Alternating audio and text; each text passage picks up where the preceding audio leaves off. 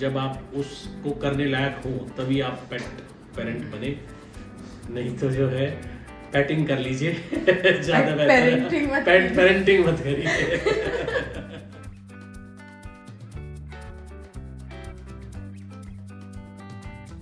इस एपिसोड में हमने बात की डॉक्टर प्रीतपाल सिंह से। Dr. Singh is a distinguished veterinarian in New Delhi with over 25 years of experience in animal medicine and surgery. He's currently serving as the president of the Pet Practitioners Association of Uttar Pradesh and gave us wonderful insights on the most common dog illnesses. So let's proceed to the part 2. So इस episode के लिए आज हम आए हैं to Max Vets Clinic in Sector 50 Noida. So let's go and start this video.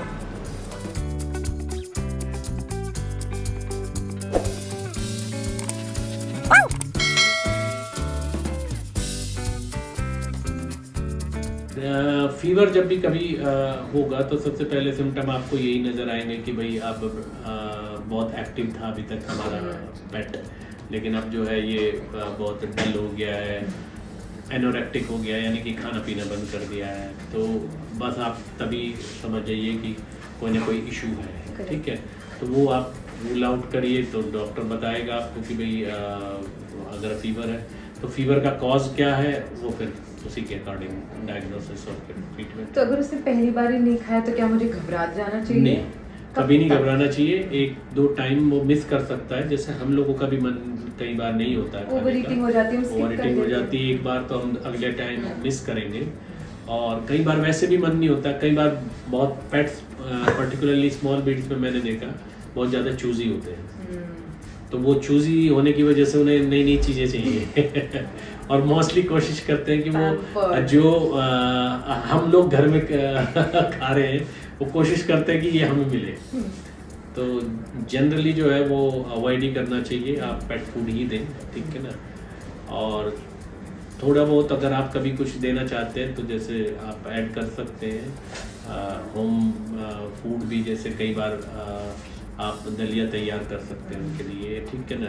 सूजी की खीर दे सकते हैं, दलिया दे सकते हैं। तो इस टाइप से आप सारी सब्जियां उसमें बॉईल करके दलिया को तैयार कर सकते हैं, जो होम अच्छा फीड होता है। स्मॉलर ब्रीड्स में जो है चूँकि अक्सर इंडोर ही होते हैं, तो इसलिए आपको एक्सरसाइज के पॉइंट ऑफ व्यू से तो इतना ज़्यादा इम्पॉर्टेंट नहीं होता है, क्योंकि दैट इज़ कई बार टॉय ब्रीड्स भी होती है उसमें। और जब आप इनिशियली अडॉप्ट करते हैं 1 मंथ और 1.5 मंथ ओल्ड पपीज़, तो उस टाइम आप मील्स की फ्रीक्वेंसी ज़रूर ध्यान रखेंगे। मील्स की फ्रीक्वेंसी ज़्यादा होनी चाहिए, जस्ट लाइक ह्यूमन बीइंग। जैसे मदर है, इन्फेंट को कितनी बार दूध पिलाती है, फीड कराती है, ठीक है ना। लेकिन बड़े होने के बाद तो हम 3 ही टाइम लेते हैं। तो सेम यहाँ भी यही, क्योंकि क्या होता है कि इनका अपनी डाइजेशन पे कंट्रोल नहीं होता है जब हम बच्चे होते हैं, किड्स में भी और इनमें भी। तो जब हम गैप बढ़ा देते हैं, फ्रीक्वेंसी उसकी कम कर देते हैं, तो वो 2 मील्स के बीच में गैप ज़्यादा हो जाता है।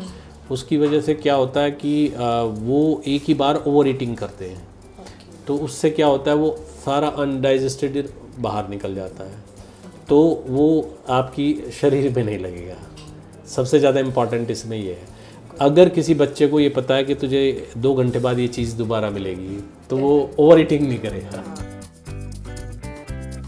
ईयर इन्फेक्शंस जो है, एक तो सबसे इम्पॉर्टेंट है कि जब भी कभी आप बैदिंग कराएं अपने पेट को, तो आप ईयर प्लग जरूर लगाएं, कॉटन प्लग से उसको ईयर को। तो चूँकि आप प्रोफेशनल नहीं होते हैं, तो एक तो पाइप से न नहलाएं। पेट पेरेंट्स गलती क्या करते हैं कि पाइप से नहला देते हैं, और पाइप में क्या होता है थोड़ा सा फ्लो अगर आपका गलत एंगल से चला गया, तो चूँकि इनका ईयर कैनाल एल शेप में होता है, हमारा ह्यूमन बीइंग का तो स्ट्रेट है, इनका एल शेप में होता है, तो जैसे ही पानी अंदर जाता है तो वो वहाँ सेटल हो जाता है और वहीं पे ही बैक्टीरिया जो है ग्रो कर जाते हैं। तो ओटाइटिस मीडिया, जिसको हम inflammation of the middle ear बोलते हैं, ओटाइटिस एक्सटर्ना, ये सब चीज़ें, यानी कान की प्रॉब्लम, जो ईयर इन्फेक्शन की प्रॉब्लम क्रोनिक जो बनती है, उसका कारण मोस्टली यही होता है। दूसरा कारण होता है ईयर माइट्स।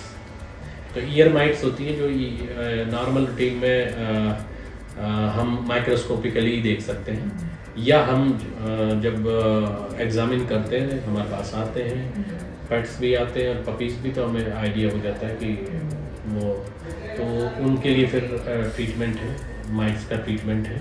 तो उसमें टैबलेट्स भी आती हैं जो 3 महीने तक इफेक्टिव रहती हैं, कुछ 1 महीने के लिए इफेक्टिव रहती हैं। तो आपको घर पे एज अ पेट पेरेंट कैसे पता चलेगा कि ईयर इन्फेक्शन डेवलप हो गया है, चाहे किसी भी रीजन से? ईयर इन्फेक्शन जब भी डेवलप होगा, या तो ईयर से डिस्चार्ज कोई होगा, या कान जो है वो शेक ज़्यादा करेगा, ठीक है ना, शेकिंग ऑफ हैंड, या कई बार क्या होता है कि कान एक तरफ आपको ये लगेगा कि हेड को वो कर रहा है, ड्रॉप कर रहा है, तो इनसे आप पता चल जाएगा कि कुछ एयर में कोई इशू है, ठीक है।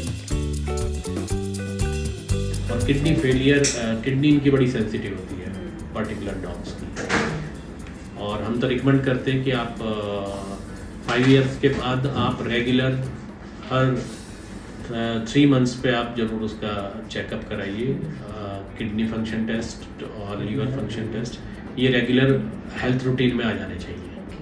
अगर आप ये नहीं करेंगे तो कई बार लेटर ऑन पता लगता है। और किडनी का जो इशू है वो क्रेटिनिन लेवल जैसे हम चेक करते हैं, तो वो कई बार ये होता है कि वो तब पता लगता है जब 70% किडनी डैमेज हो चुकी होती है, या किडनी फंक्शन जो है वो इम्प्रॉपर हो चुका होता है। 70% फंक्शन जब उसका कंप्रोमाइज्ड हो जाएगा, तब जाके आपका क्रेटिनिन लेवल बढ़ेगा। तो इसलिए बहुत इम्पॉर्टेंट है कि आप जब भी आपको लगे कि यूरिन की फ्रीक्वेंसी इसकी कम या ज़्यादा हो गई है, तो आप समझ जाइए कि कुछ गड़बड़ हो सकती है, कम या ज़्यादा फ्रीक्वेंसी होते हुए भी। और आजकल एक बहुत अच्छा टेस्ट आ रहा है, SDMA टेस्ट है, जो किडनी का बहुत इनिशियल स्टेज पे ही आपको बहुत पहले से बता देगा कि इन फ्यूचर कभी किडनी कंप्रोमाइज की हो सकती है। तो एक बेस्ट तरीका ये भी है कि आप SDMA टेस्ट कराते रहिए एवरी 6 मंथ्स। तो यूरिनरी इन्फेक्शन के लिए क्या है कि जब भी आप पपी यूरिनेशन के लिए जाता है तो आपको मॉनिटर आप करते ही हैं, नेचुरल सी बात है। तो बस आपको ये ध्यान रखना है कि भाई पहले तो ये एक बार में क्लियर कर लेता था, पूरा खुल के यूरिनेशन करता था, लेकिन अब हम देख रहे हैं कि रुक रुक के कर रहा है, या करने की कोशिश कर रहा है लेकिन यूरिन नहीं आ रहा है। तो आप तभी अवेयर हो जाइए कि this may be due to UTI infection और यूरोलिथियासिस। डायरिया डॉग्स के केसेस में कई बार क्या होता है कि ये लैक्टोज इंटॉलरेंट होते हैं, और कई बार लोग क्या करते हैं, मिल्क प्रोडक्ट वगैरह ऐड ऑन कर देते हैं फीड में। जैसे पुराने ज़माने में तो बहुत ज़्यादा लोग किया करते थे, अब तो पेट फूड्स वगैरह काफ़ी आ गए। तो जो 100% तो नहीं होते लैक्टोज इंटॉलरेंट, पर ये है कि मोस्टली होते हैं। तो उसमें क्या होता है कि जैसे ही आपने ऐड किया तो वो इमीडिएट डायरिया कॉज करता है। तो उसके लिए बेस्ट है कि आप मिल्क प्रोडक्ट को अवॉइड करिए, दही कर्ड वगैरह आप दे सकते हैं, ठीक है। प्लस आप बहुत सारे प्रोबायोटिक्स आते हैं, फिर आपको वो ऐड ऑन करके आप उसको कंपनसेट कर सकते हैं। पर अगर डायरिया है किसी पार्वो इन्फेक्शन की वजह से, जैसे मैंने बताया था आपको पहले, वॉमिटिंग से स्टार्ट होता है, कई बार डायरिया से स्टार्ट होता है, तब आपको इमीडिएट जो है वेट की कंसल्टेंसी चाहिए, ठीक है। चाहूँगा कि भाई आप पेट्स के लिए वैक्सीनेशन बहुत इम्पॉर्टेंट चीज़ है। वैक्सीनेशन में कभी भी कंप्रोमाइज़ मत करिए, जो टाइमली वैक्सीनेशन मस्ट है। और अगर आप पेट रखना चाह रहे हैं तो उसकी एक प्रॉपर केयर, पूरा का पूरा उसका एक शेड्यूल तैयार करके, और जब आप उसको करने लायक हो तभी आप पेट पेरेंट बने, नहीं तो जो है पेटिंग कर लीजिए ज़्यादा बेहतर, पेट पेरेंटिंग मत करिए।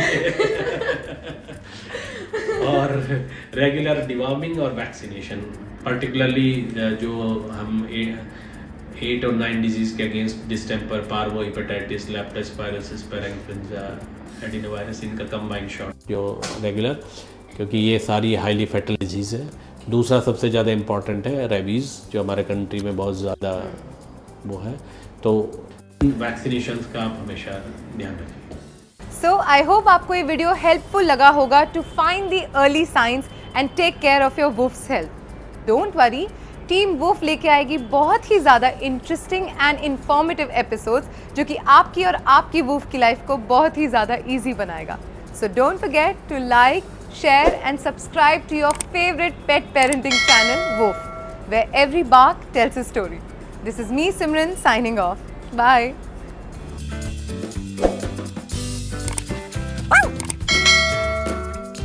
Just anything for our team. Like, subscribe and share Woof.